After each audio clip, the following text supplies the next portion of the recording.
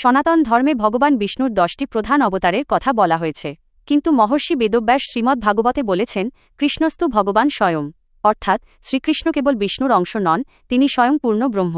কেন তাকে পূর্ণ অবতার বলা হয়? প্রাচীন শাস্ত্র মতে একজন সাধারণ মানুষের মধ্যে 1 থেকে 5টি কলা থাকে, আর অন্যান্য অবতারদের মধ্যে সাধারণত 12 থেকে 14টি কলা প্রকাশিত হয়। যেমন শ্রীরামচন্দ্র 12 কলায় পূর্ণ ছিলেন, কিন্তু একমাত্র শ্রীকৃষ্ণের মধ্যেই ঈশ্বরত্বের 16টি কলা বা গুণের পূর্ণ বহিঃপ্রকাশ ঘটেছিল। এই কলাগুলো হল শ্রী সম্পদ, ভূ স্থাবর সম্পত্তি, কীর্তি যশ, ইলা বাণী, লীলা আনন্দ, কান্তি সৌন্দর্য, বিদ্যা জ্ঞান, বিমলা স্বচ্ছতা, উৎকর্ষিণী প্রেরণা, জ্ঞান প্রজ্ঞা, ক্রিয়া কর্ম, যোগ, আধ্যাত্মিক শক্তি, প্রভৃতি, বিনয়, সত্য, নিষ্ঠা, ঈশত্ব, প্রভুত্ব এবং বশিত্ব, সংযম। জীবনের সব স্তরের সার্থকতা। শ্রীকৃষ্ণের জীবনের দিকে তাকালে দেখা যায় তিনি জীবনের প্রতিটি রস বা সম্পর্ককে পূর্ণতা দিয়েছেন।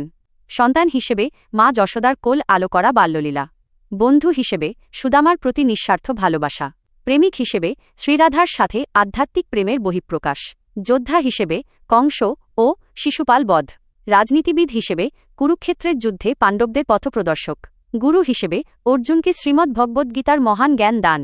অন্যান্য অবতারে ভগবান নিজেকে একটি নির্দিষ্ট সীমার মধ্যে রেখেছিলেন, যেমন শ্রীরামচন্দ্র মর্যাদা পুরুষোত্তম হিসেবে আদর্শ মানুষের সীমা লঙ্ঘন করেননি।